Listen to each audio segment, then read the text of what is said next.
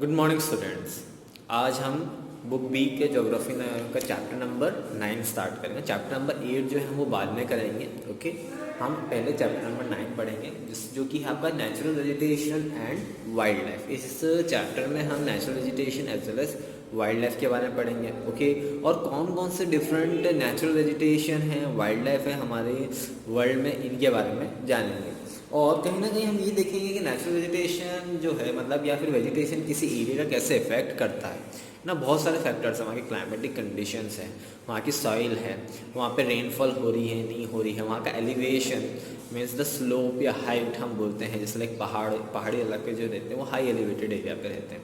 Whereas अगर हम plain area देखते हैं तो बहुत ही जैसे समतल, जिसे हम बोलते हैं समतल एरिया रहता है। ओके, सो कैसे डिफरेंट टाइप्स जो टोपोग्राफी है उसकी वजह से वेजिटेशन पे क्या असर पड़ता है, और फिर उसके बाद रेनफॉल कैसी है, वहाँ की मिट्टी कैसी है, इन सारे फैक्टर्स के ऊपर किसी भी एरिया का नेचुरल वेजिटेशन डिपेंड करता है और उसी हिसाब से वहाँ के वाइल्ड लाइफ भी वेरी करती हैं। ओके, तो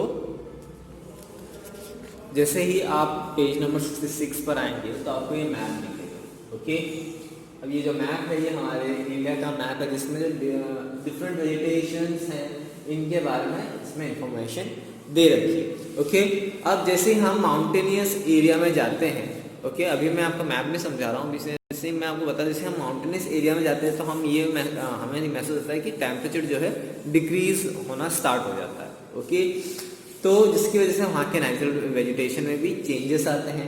ओके, अब जैसे ही हम एक जगह से दूसरी जगह मूव करते हैं, पहाड़ी इलाके से अगर आप कहाँ पर आ गए, रेगिस्तान वाले इलाके में, राजस्थान वाले पोर्शन में बात है, तो आपको क्या महसूस होगी, यहाँ पर आपको गर्मी महसूस होगी, है ना। आप पहाड़ी इलाके से पे जाओगे तो आपको वहाँ पे ठंड महसूस होगी, और वहाँ से आप राजस्थान या गुजरात वाले पोर्शन में आओगे तो वहाँ पे आपको ज़्यादा गर्मी महसूस होगी। तो जैसे ही आप एक जगह से दूसरी जगह मूव करते हैं तो वहाँ की वेजिटेशन भी बदलती है, वहाँ का क्लाइमेट भी बदलता है। Okay, this change are due to certain factors such as elevation and temperature. और ये सारे चेंजेस किन फैक्टर्स पे डिपेंड है, एक तो एलिवेशन पे। यहाँ पे एलिवेशन का मतलब टोपोग्राफी, यहाँ पर जो वेरियस लैंडफॉर्म्स हैं उनकी हाइट। ओके, पहाड़ी इलाके की हाइट ज़्यादा होगी तो हम जब हायर एलिवेशन पे जाते हैं तो एयर जो होती है लाइट हो जाती है, टेम्परेचर भी वहाँ पे कम डाउन रहता है। एज ए रिजल्ट वहाँ पे ज़्यादा ठंड महसूस होती है। जैसे ही हम किसी प्लेन एरिया में आ जाते हैं तो वहाँ पे टेम्परेचर इंक्रीज होना स्टार्ट हो जाता है। ओके, अब वेजिटेशन और भी फैक्टर्स पे डिपेंड करती है, वहाँ का लैंड टाइप कैसा, मतलब वहाँ की सॉइल कैसी। ओके, वहाँ पे मॉइस्चर कितना सॉइल में, वहाँ पे रेनफॉल कैसी है, ज़्यादा है कम है, वहाँ पे सनलाइट प्रॉपर आ रही है कि नहीं, एयर जो है प्रॉपर है कि नहीं। माउंटेनियस एरिया में क्या होता है कि जो एयर जो है लाइट हो जाती है, कम हो जाती है, डेंसिटी उसकी कम हो जाती है। एज अ रिजल्ट वहाँ पे एयर कम होती है, वहाँ पे हवा कैसे चलती है, तेज़ है कि ब्रीजेस चलती है। ये सारी क्लाइमेटिक फैक्ट और उसके साथ साथ क्लाइमेटिक फैक्टर सब कुछ डिपेंड करता है किसी भी पर्टिकुलर एरिया का नेचुरल वेजिटेशन के। ओके, अब जैसे हम एग्जांपल ले लेते हैं फॉरेस्ट का। अब फॉरेस्ट हमें ऐसी जगह पाए जाते हैं जहाँ पे बहुत बारिश होती है, मीन्स थ्रू आउट द वहाँ पे बारिश होती है, तो वहाँ पे हमें घने जंगल पाए जाते हैं। और अगर हम ग्रासलैंड की तरफ आए तो वहाँ पे ठीक ठाक है एवरेज बारिश हो जाती है। ग्रासलैंड सन है कि ज़्यादा वहाँ पे जो हाइट होती है ट्रीज़ की बहुत ज़्यादा नहीं होती है, प्लस एज वेल एज जो ग्रासेस होती हैं उनकी हाइट 3 मीटर से 6 मीटर के बीच में होती है। ग्रासलैंड जो बड़ी बड़ी होती है तो उनको हम ग्रासलैंड्स बोलते हैं। तो वहाँ पे केवल मॉडरेट रेनफॉल होती है। और अगर हम किसी ऐसे एरिया में चले जाते हैं जहाँ पे कांटेदार पौधे मिलते हैं, थॉर्नी बुशेस मिलती है, तो हमें वहाँ पर बहुत ही कम, बहुत ज़्यादा कम बारिश होती है। ओके, अब जैसे ही हमारा इंडिया का मैप देखते हैं यहाँ पे गौर से, तो सबसे पहले हम इंडेक्स पढ़ेंगे, इसको हम इंडेक्स बोलते हैं। ओके, इसमें डार्क ग्रीन जो कलर है वो ट्रॉपिकल रेन फॉरेस्ट का है, फिर उससे लाइट ग्रीन कलर जो है ट्रॉपिकल डेसिडियस फॉरेस्ट का है, फिर येलो ग्रीन जो कलर है वो थॉर्नी बुशेस का है, पर्पल कलर जो है मैंग्रोव फॉरेस्ट का है, और जो ब्राउन कलर जो है वो माउंटेन वेजिटेशन का। अब अगर हम इसको पूरा इंप्लीमेंट करें तो ये हमारे माउंटेन वेजिटेशन वाला पोर्शन है। ओके, सिक्किम वाला पोर्शन है, अरुणाचल वाला पोर्शन है, ये सारे हमारे माउंटेन रीजन्स हैं। ओके, फिर अगर हम ट्रॉपिकल रेन फॉरेस्ट की बात करें तो ये जो असम वाला पोर्शन है, नॉर्थ ईस्ट वाला जो नीचे का पोर्शन है, Manipur, Imphal, Mizoram, parts of Bihar and West Bengal, और जो ये कोस्टल एरियाज हैं यहाँ पर, Tamil Nadu, Kerala, okay, this all are region जहाँ पर ट्रॉपिकल रेन फॉरेस्ट है, यानी कि ऐसे रेन फॉरेस्ट जो कि थ्रू आउट द ईयर अपनी लीव्स शेड नहीं करते हैं, वो थ्रू आउट द ईयर बहुत मतलब हरियाली रहती है, कभी अपनी लीव्स शेड नहीं करते हैं, बारिश बहुत होती है, इसके साथ साथ इन ट्रीज़ की हाइट भी बहुत ज़्यादा होती है। ओके, देन हम आते हैं ट्रॉपिकल डेसिडियस फॉरेस्ट में, जो कि हमारे लगभग और ज़्यादा पोर्शन हमारे कवर करती है, ये वाला पूरा पोर्शन है। ओके, ये जो पूरा पोर्शन है हमारा ट्रॉपिकल डेसिडियस फॉरेस्ट है। फिर थॉर्नी बुशेस हैं, ऐसे इलाका जहाँ पर वेजिटेशन कम है, हम उसमें रेगिस्तान वाला पोर्शन भी आता है, गुजरात वाला पोर्शन भी आता है, कुछ हिस्से हमारे एमपी के आते हैं, पंजाब के आते हैं, हरियाणा के आते हैं, ये सारे पोर्शन जो है दिल्ली, ये सारे पोर्शन ऐसे प्लेसेस पाते हैं जहाँ पे जो बुश मतलब एक थॉर्नी फॉरेस्ट है। Okay,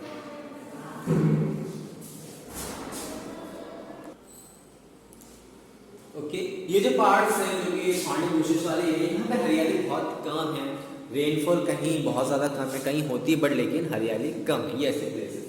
okay, then comes the mangrove forest, जो कुछ ही केवल हिस्सों में है, जो कि हमारा ये पोर्शन है, ये वाला पोर्शन है, कुछ पोर्शन से है, तो इनके बारे में हम डिटेल पढ़ेंगे। And lastly the mountain regions. Okay, ये हमारा पूरा मैप है। हम अगर हम हमारे पॉलिटिकल हमारे अगर इंडियन मैप में देखते हैं तो हमें यहाँ से ये पता चलेगा कि हमारे यहाँ वेरियस वेजिटेशंस अवेलेबल है।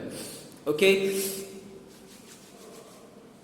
अब इसमें हम सबसे पहले हम ट्रॉपिकल फॉरेस्ट के बारे में पढ़ेंगे, क्योंकि जो फॉरेस्ट होते हैं तो हमारे यहाँ दो टाइप के हैं, एक ट्रॉपिकल फॉरेस्ट और ट्रॉपिकल डेसिडियस फॉरेस्ट है, तो इनके बारे में जानेंगे इनमें क्या डिफरेंस है। ओके, हमारे यहाँ सबसे पहले अगर नेचुरल वेजिटेशन की बात करें तो 4 टाइप्स की वेजिटेशन पाई जाती है। ओके, वर्ल्ड में फॉरेस्ट, ग्रासलैंड, डेजर्ट और टुंड्रा। ओके, आई होप आपने क्लास 6th में थोड़ा सा डिस्क्रिप्शन पढ़ा होगा, बट फिर भी मैं आपको बताता हूँ। फॉरेस्ट आर लाइक जैसे जो जंगल होते हैं उसको हम फॉरेस्ट बोलते हैं। ग्रासलैंड्स जो होते हैं वो 2 टाइप्स के होते हैं, एक जहाँ पर रेनफॉल थोड़ी ज़्यादा होती है तो वहाँ पर ग्रासलैंड्स की जो हाइट होती है वो लगभग 6 मीटर के आसपास होती है। जहाँ पर रेनफॉल कम होती है तो वहाँ पे एवरेज जो हाइट होती है, ज़्यादा से ज़्यादा जो हाइट होती है वो 3 मीटर तक उन ग्रासलैंड्स की रहती है, जो ग्रासेस होती हैं। कोई ग्रासेस की बहुत लंबी ऊंची हाइट होती है। ओके, फिर आते हैं डेजर्ट रीजन, तो आप सभी जानते हो रेगिस्तान वाला रीजन, और टुंड्रा रीजन यानी कि ऐसा रीजन है पोलर रीजन, जहाँ पे बर्फबारी रहती है, साल भर बर्फबारी होती रहती है। तो वो बर्फबारी वाले इलाकों में भी वेजिटेशन यानी क्रॉप्स या फिर जो हरियाली होती है, पेड़ पौधे होते हैं उनको बहुत कम ग्रो करते हैं। इसका रीज़न ये है कि बहुत थ्रू आउट द ईयर अगर ठंड रहती है, सनलाइट नहीं प्रॉपर पहुंच पाती है, तो वो वेजिटेशन मतलब क्रॉप्स के लिए या फिर वेजिटेशन के लिए सूटेबल क्लाइमेट नहीं माना जाता। ओके, वहाँ पे केवल सर्टेन टाइप्स ऑफ प्लांट्स से पाए जाते हैं, जैसे लाइक पाइन ट्री, जिसको हम क्रिसमस ट्री के नाम से जानते हैं, केवल इन टाइप के ट्रीज ही पाए जाते हैं। अब इंडिया में हमारे पास वेरियस जो क्लाइमेट है वो मतलब पूरा दुनिया के केवल कुछ ही हिस्से ऐसे हैं, मतलब ज़्यादातर हिस्से ऐसे हैं जो स्पेसिफिक वेजिटेशन को बिलोंग करते हैं, या तो वो टुंड्रा वेजिटेशन में आते हैं या वहाँ पे जंगल ज़्यादा तो रेन फॉरेस्ट या ट्रॉपिकल फॉरेस्ट में आते, फॉरेस्ट एरिया में आते हैं या डेजर्ट एरिया में आते हैं। पर लेकिन इंडिया में ऐसे means various kinds of natural vegetation. उसका रीज़न ये है यहाँ के क्लाइमेटिक कंडीशंस, क्योंकि आप एक प्लेस से अगर दूसरे प्लेस जाते हैं तो वहाँ पे हमें क्लाइमेटिक चेंज आ जाता है।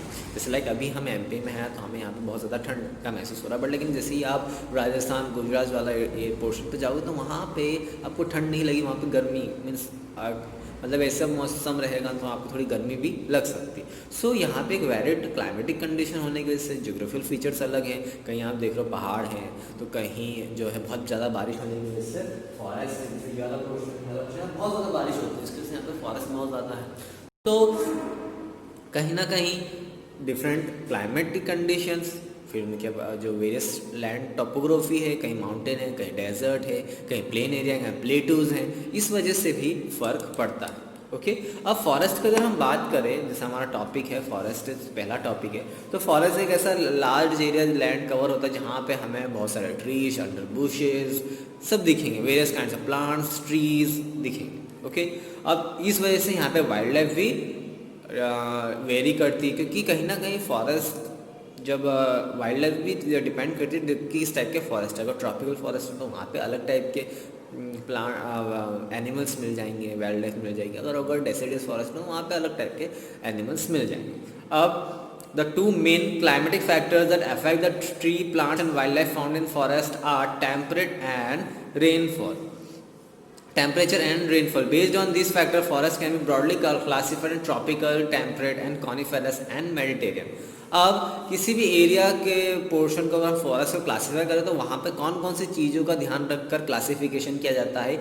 एक वहाँ का रेनफॉल, कि वहाँ पे रेनफॉल कैसी है, वहाँ पे टेम्परेचर कैसा है, फिर उसी के बेसिस पे उनकी wildlife as well as forest को क्लासीफाई किया जाता है। तो मेनली जो फॉरेस्ट होते हैं उनको 4 टाइप्स में क्लासीफाई किया जाता है। एक होता है tropical, then temperate, then coniferous and then Mediterranean. Okay, अब हम ट्रॉपिकल फॉरेस्ट, रेन फॉरेस्ट के बारे में जान लेते हैं। तो ट्रॉपिकल रेन फॉरेस्ट या फिर ऐसे फॉरेस्ट जिनको हम एवरग्रीन फॉरेस्ट बोलते हैं, यानी कि ये साल के किसी भी महीने में हरियाली रहती है, इनके पत्ते सूखते नहीं हैं। ओके, अब ये ऐसे फॉरेस्ट है जो कि ट्रॉपिक ऑफ कैंसर और ट्रॉपिक ऑफ कैप्रिकन वाले रीजन्स में पाए जाते हैं। जहाँ पर भी हमारे ग्लोब में ट्रॉपिक ऑफ कैंसर रन करती है, उनके आसपास के इलाके और ट्रॉपिक ऑफ कैप्रिकॉन जहाँ पर रन करते हैं उनके आसपास के इलाके वाले पोर्शन में आपको ये ट्रॉपिकल रेन फॉरेस्ट दिख पाएंगे। जैसे कि हमें ट्रॉपिक ऑफ कैंसर रन करनी है तो यहाँ पे देखिए, इस वजह से आपको असम वाला पोर्शन है, ट्रैक वाले, यहाँ पर आपको ज़्यादा रेनफॉल होने की वजह से यहाँ पर आपको ये एवरग्रीन फॉरेस्ट देखने को मिल जाते हैं।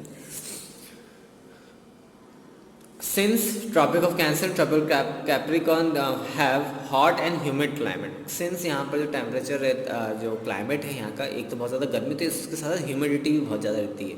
यानी ह्यूमिडिटी को हम मतलब बोलते थे presence of water in the air, जिसकी वजह से यहाँ पे बारिश बहुत ज़्यादा होती है। Okay, they receives heavy rainfall through out the year. और ये ऐसे रीजन है जहाँ पर साल भर हमें बारिश देखने को मिलती है। आप अगर नॉर्थ ईस्ट वाले पोर्शन में चले जाएंगे, आप ये तमिलनाडु वाले पोर्शन में चले जाएंगे, केरला वाले पोर्शन में चले जाएंगे, तो ये ऐसे रीजन्स हैं जहाँ पर थ्रू आउट द ईयर बारिश होती रहती है। एज अ रिजल्ट बारिश जहाँ ज़्यादा होती है तो वहाँ पे फॉरेस्ट ईजिली ग्रो हो पाते हैं। और सिंस इसी वजह से ये जो है साल भर एवरग्रीन रहते हैं, ये अपनी जो लीव्स है वो शेड नहीं करते।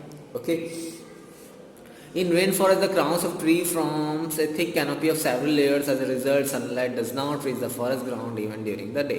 और since ये जंगल इतने ज़्यादा घने होते हैं तो जिसकी वजह से सनलाइट जो है एंटर नहीं कर पाती फॉरेस्ट में, जिसकी वजह से मतलब दिन में भी सनलाइट एयर एंटर नहीं कर पाती है। वहाँ पर भी आपको, अगर आप ट्रॉपिकल रेन फॉरेस्ट में फंस जाते हो तो आपको ऐसा ही लगेगा जैसे कि रात चल रही है, मतलब इतने ज़्यादा डेंस और घने होते हैं। Okay, rainforests are very important for us. A large percentage of oxygen present in Earth atmosphere is contributed by the rainforest. अब जो rainforest होते हैं बहुत ज़्यादा important होते हैं हमारे लिए, क्योंकि जो large amount of oxygen जो produce करते हैं वो ये rainforest ही करते हैं।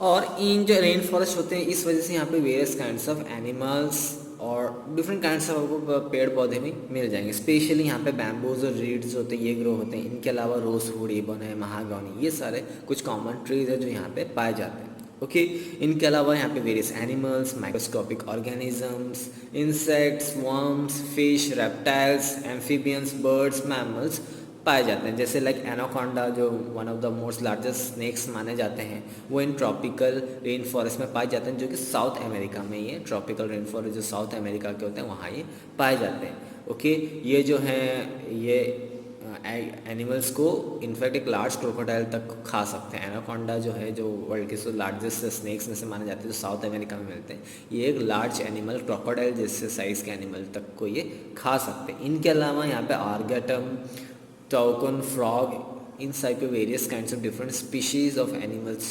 मैमल्स, एम्फीबियंस यहाँ पाए जाते हैं। आप बुक में इमेजेस के लिए आप रेफर कर सकते हैं। अब यहाँ पे ज़्यादा से ज़्यादा जो एनिमल्स होते हैं वो सारे आर्बोरियल होते हैं। आर्बोरियल एनिमल्स ऐसे एनिमल्स जो कि अपना ज़्यादा से ज़्यादा जो लाइफ टाइम है वो पेड़ों पर ही बिताते हैं। तो यहाँ पर जो है मोस्ट ऑफ द एनिमल्स जो है आर्बोरियल एनिमल्स पाए जाते हैं, क्योंकि ये लोग ट्रीज में अपना टाइम स्पेंड करते हैं।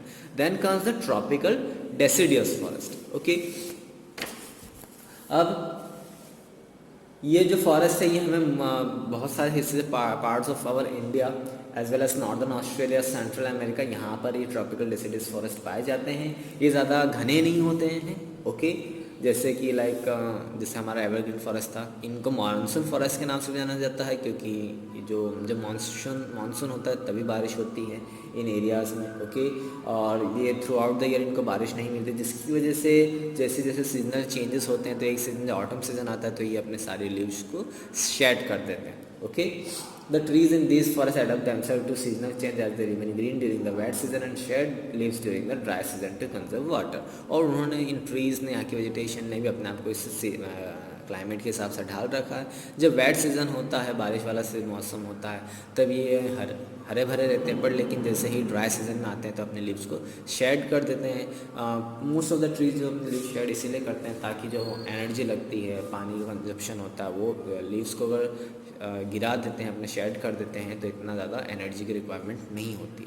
तो वापस जैसे ही वेट सीज़न आता है तो वापस से ही हरे भरे हो जाते हैं। यहाँ पर नीम हो गया, टीक हो गई, साल हो गई, शीशम हो गई, कुछ ऐसे ट्रीज़ यहाँ पे पाए जाते हैं। इनके अलावा इन्हीं हार्डवुड ट्रीज से ही हमें टिम्बर मिलता है, यानी कि जितना भी हमारा फर्नीचर हो गया, आपका डोर विंडो जो बनते हैं, तो वो सारे टिम्बर से बनते हैं। तो ये इन सारे ट्रीज़ की जो लकड़ी होती है उनसे ही ये बनते हैं। इनके अलावा यहाँ पे जो एनिमल्स जो पाए जाते हैं वो हो गए टाइगर हो गए, लायन हो गए, मंकीज़ हो गए, ओके, एलिफेंट्स हो गए, इन टाइप के एनिमल्स यहाँ पे पाए जाते हैं, ओके।